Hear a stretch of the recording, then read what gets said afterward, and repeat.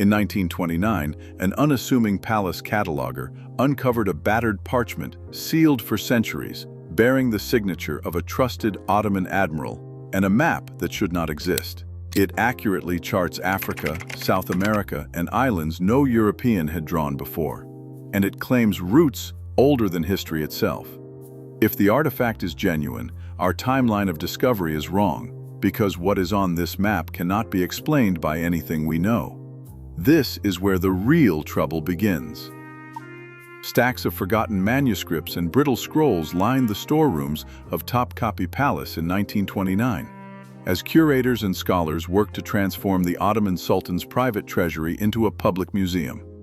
Among the piles, a bundle of parchment, dried, yellowed, and curled at the edges, waited quietly for centuries.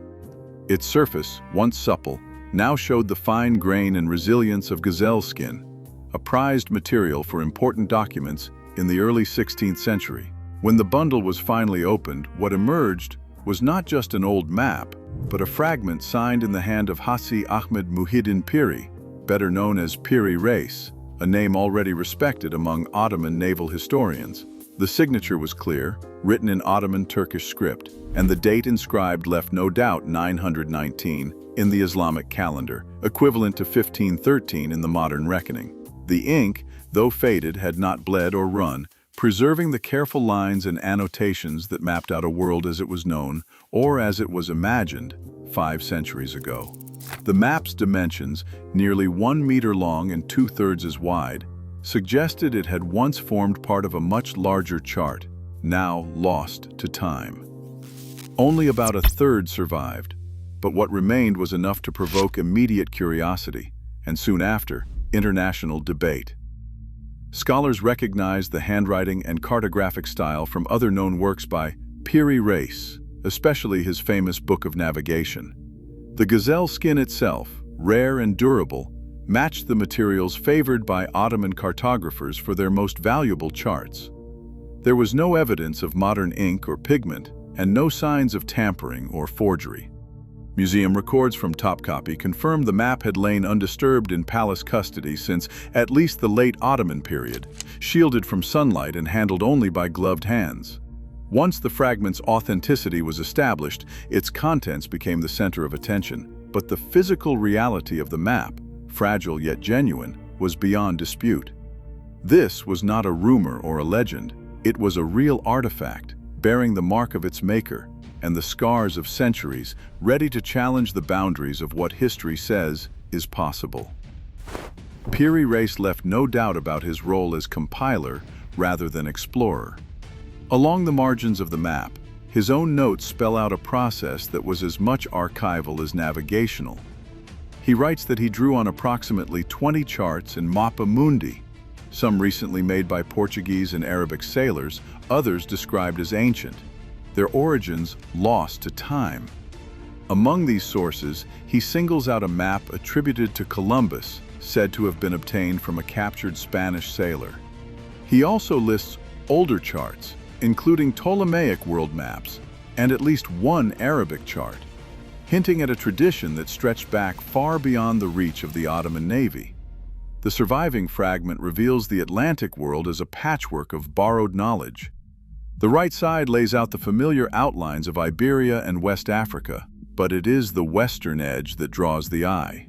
Here, the map presents the Americas with a level of detail that seems out of place for 1513.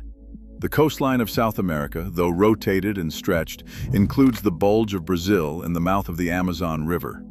Tributaries branch inland in a pattern that matches the actual river system more closely than any other map from the early 16th century. The Caribbean islands are not scattered randomly, but grouped and spaced in a way that modern overlays have found striking. Cuba, Hispaniola, and the surrounding islands fall within a margin of error that rivals charts made centuries later. Piri's notes never claim first-hand knowledge of these places. Instead, he credits his map's accuracy to the quality and antiquity of his sources. He mentions almost in passing that some of the maps he used were said to date back to ancient times, with later writers interpreting this as a reference to the era of Alexander the Great. No such ancient world maps survive, but the possibility lingers. Could fragments of knowledge from lost libraries have filtered through centuries, copied and recopied until they found a new home in the Ottoman archives? The map's precision in the Western Atlantic, especially in regions only partially explored by Europeans, raises questions about what was inherited and what was newly discovered. The deeper puzzle is not just how Piri Reis assembled his chart, but what kind of knowledge was already circulating, waiting to be rediscovered by anyone who knew where to look. The southern edge of the Piri Reis map presents a coastline that sweeps eastward beneath South America, curving in a way that does not match any known geography from the age of exploration. This stretch of land, unlabeled but unmistakably prominent, has fueled debate for decades. In 1960, a letter from Lieutenant Colonel Harold Ohlmeyer of the United States Air Force described a remarkable agreement between this drawn coastline and seismic profiles of Queen Maud Land, Antarctica, profiles that had only just been produced by the Norwegian, British, and Swedish Antarctic expedition a decade earlier. While the letter was personal and not a formal military report, it captured a sense of unease. How could a 16th-century map show features that modern science was only beginning to uncover beneath a mile-thick ice sheet? Geological evidence confirms that Antarctica has been locked under ice for at least 6,000 years. The rock coastline of Queen Maud Land, now hidden beneath glacial cover, was mapped in detail only after 1958 using seismic surveys and radar. Yet, when the Piri Reis fragment is compared to these modern profiles, the curves and inlets appear, at least to some observers, to echo the contours of the Antarctic bedrock rather than the ice edge visible to any explorer of Piri's time. This is not a minor resemblance. The coastline on the map bends and hooks in places that seem to anticipate the actual sub-glacial geography, rather than the speculative southern continents drawn on other Renaissance maps.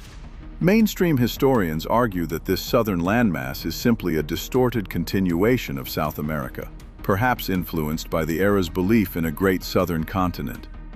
But this explanation falters when the specific coastal features are measured against both South America and Antarctica. The Piri Reis coastline diverges from the known shape of Patagonia, yet lines up, at least in some overlays, with the bedrock of Queen Maud Land, which was entirely unknown before the 20th century. The possibility that a navigator in 1513 could have mapped an ice-free Antarctic coast, or even accessed records of such a coast, disrupts the accepted timeline of both exploration and climate. The map's southern landmass stands as a geographic anomaly, one that pushes the question from cartographic error into the territory of temporal impossibility. Longitude was the great unsolved problem of navigation for centuries. In 1513, no sailor could fix their east-west position with any real accuracy. The only tools available were dead reckoning and rough estimates, and even the best pilots drifted by hundreds of miles over long ocean crossings. The breakthrough came much later. John Harrison's marine chronometer, tested in 1761, finally let navigators measure longitude by comparing local noon to a reference time. Before that, even the most advanced European and Ottoman charts were riddled with errors, especially as coastlines stretched away from familiar waters. Yet the Piri Reis map, drawn 250 years before Harrison's invention, aligns major landmasses in the Atlantic with a precision that does not fit the known methods of its era. Some sections, especially along the South American coast, fall within a margin of error that rivals maps made after the chronometer revolution. This is not just a matter of getting the shape of Brazil right, it is about placing entire continents in relation to each other with a confidence that should have been impossible for 1513. The puzzle deepens when considering that the map is a patchwork, compiled from about 20 older charts, some of which Piri claims were already ancient in his own day. If any of those source maps contained accurate longitudes, it would mean someone, somewhere, had solved the problem long before the Age of Enlightenment. Mainstream historians and cartographers respond to this anomaly with caution, if not outright dismissal. The prevailing view is that the map's accuracy is a product of chance, selective use of the best available charts, and perhaps a little artistic license.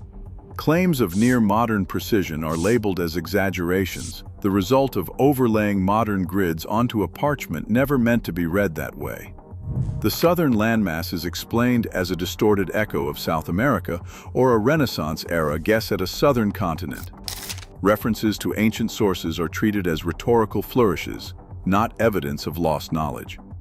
The idea that the Library of Alexandria might have preserved advanced cartography is left as speculation, unsupported by surviving artifacts. In academic circles, pressing these questions too far can mean risking credibility. The debate is quietly sidestepped, with most experts content to classify the map as a historical curiosity, remarkable but not revolutionary. The silence around the longitude problem is not the result of a solved mystery, but of a subject that mainstream scholarship prefers not to revisit. 5 centuries later, the map remains unaccounted for by orthodox history. Its coastlines still outpace our explanations. As technology redraws our understanding of the past, the silence around its origins grows more conspicuous. What we choose to ignore today shapes what future generations will never rediscover.